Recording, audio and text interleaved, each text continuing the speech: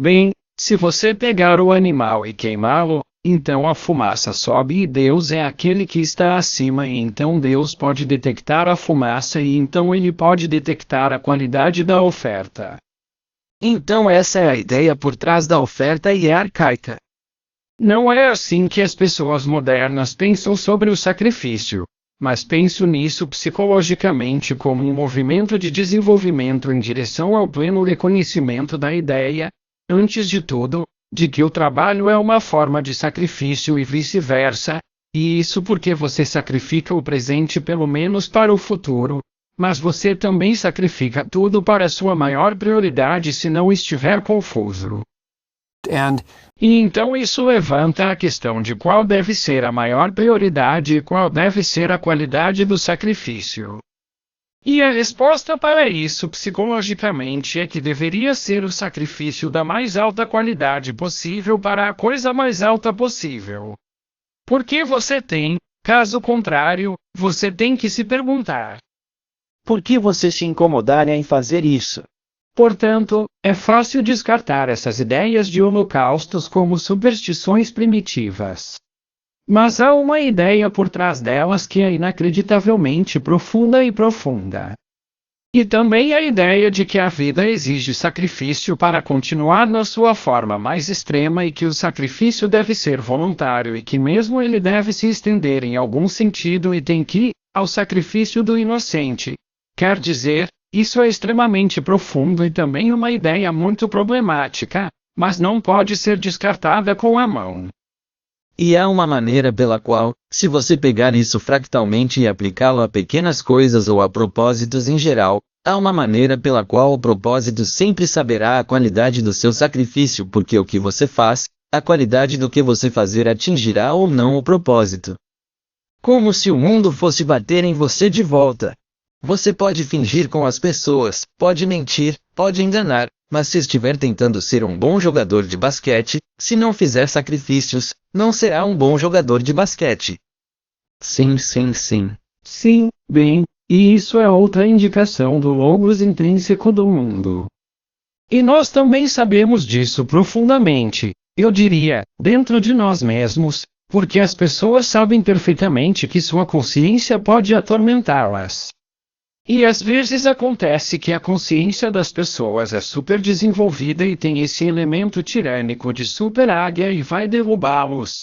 Mas se sua consciência está funcionando bem, basicamente o que ela faz é indicar a você constantemente que seus sacrifícios não são do tipo certo ou eles não são da mais alta qualidade. E você se declara nisso, certo? E assim, e o que é uma das coisas tão estranhas sobre isso é que você não pode, se você tentar escapar disso, isso só torna as coisas piores para você. E você sabe disso, e realmente não pode escapar disso, a não ser obedecendo a ele. Você pode lutar contra isso e tudo mais. E você pode endurecer seu coração e tornar-se ainda mais determinado em sua disposição de fazer sacrifícios impróprios. Mas você sabe perfeitamente bem. Nunca vi ninguém que, em algum sentido fundamental, estivesse iludido por causa disso. As pessoas sabem, elas sabem. Eu poderia ter tentado mais.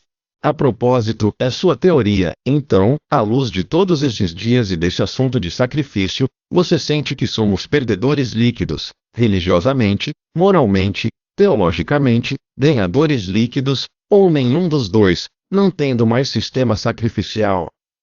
Bem, acho que ainda temos um sistema de sacrifício. Quer dizer, eu perguntava aos meus alunos o tempo todo nos meus mapas de mini-aula, eles eram, muitos deles filhos de imigrantes de primeira geração, muitas vezes asiáticos, e eu dizia, o que seus pais sacrificaram para vir para cá? Bem, é como se eles soubessem exatamente o que isso significava e também soubessem exatamente o que haviam sacrificado. E então nós o espiritualizamos em certo sentido. E em parte o que você vê em todo o corpus bíblico é a espiritualização, a psicologização de uma prática sacrificial. Muito especificamente, e não tenho uma resposta. Refiro-me ao fato de que não o representamos. A representação carnal real do sacrifício é uma perda que não temos?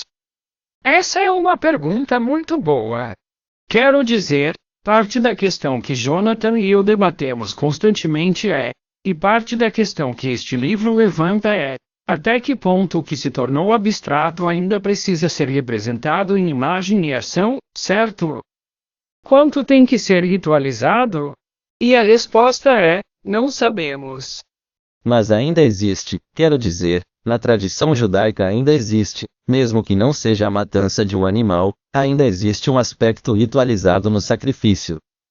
Existe algum tipo de doação, como dar dinheiro ou dar algo que se torna comum. O judaísmo, a Torá e o judaísmo mais tarde são religiões muito concretas. Foi até descartado por alguns cristãos na Idade Média como uma religião carnal porque está profundamente enraizado na vida. Então, sim, o abstrato é menos importante que o concreto de muitas maneiras na Torá e no judaísmo. Mas estou perguntando isso, não sei se você sabe disso, tenho certeza que sabe disso, mas muitos judeus religiosos ainda oram diariamente pela restauração do sistema sacrificial, que o templo seja reconstruído e especificamente que podemos sacrificar novamente. Não há como negar o drama de sangue e morte. Certo, então você não descartaria essa oração como estranha. Bem, tendo a não descartar nada que seja extraordinariamente peculiar, certo? Porque geralmente há algo escondido embaixo dela. Mas quero dizer, no cristianismo, obviamente, você ainda tem o sacrifício. Bem, acreditamos que ainda temos o sacrifício. Participamos do sacrifício de Cristo. Não é Sim, o tempo todo. Não é um sacrifício repetido, não é? É participar. É uma participação, uma memória perfeita na participação do sacrifício de Cristo. É um período incomum. 70 DC é quando ele desapareceu, não é? Certo. Destruição do templo, e eles mudaram do templo para a sinagoga e, se bem entendi, Denis, do sacrifício para a oração. A oração. Certo. E eu sempre me pergunto, como a oração substitui o sacrifício? Bem, espero que quando você reza, você sacrifique sua própria aposentadoria, certo? Por que isso? Bem, você sacrifica muito tempo para orar. Em parte, o que você está dizendo é que, se a oração for adequada, você está dizendo que há uma parte de mim que precisa ir embora. Há uma parte de mim que preciso deixar ir.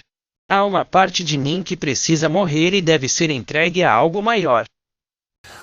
Que parte disso é de mim tem que ir? E isso há um aspecto contemplativo nisso, e você olha para o mais alto para ajudar a guiá-lo nisso.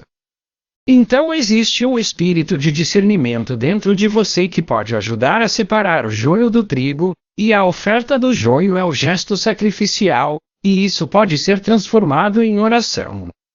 Uma das coisas que me diria sobre isso, por exemplo, é que se você desistir o suficiente psicologicamente, não precisa, você reduzirá suas perdas na realidade. E é claro que é para isso que serve o pensamento, certo? Para que você possa se endireitar, você pode desistir disso na abstração para não representar a patologia e então nada move na realidade. Mas isso ainda significa que você tem algo para desistir e parte dessa ideia de arrependimento é uma noção de sacrifício. É como, isso é o que eu fiz de errado. Isso é uma grande parte de mim. Vai doer quando isso acontecer. É como sim, mas talvez você não morra. Então você oferece isso como um sacrifício para algo maior porque, do contrário, porque você melhoraria? E aquele espírito discriminador dentro de você que julga o que há em você que deveria ser sacrificado, isso nem existiria a menos que existisse em relação a algo superior porque não haveria nada para servir como juiz.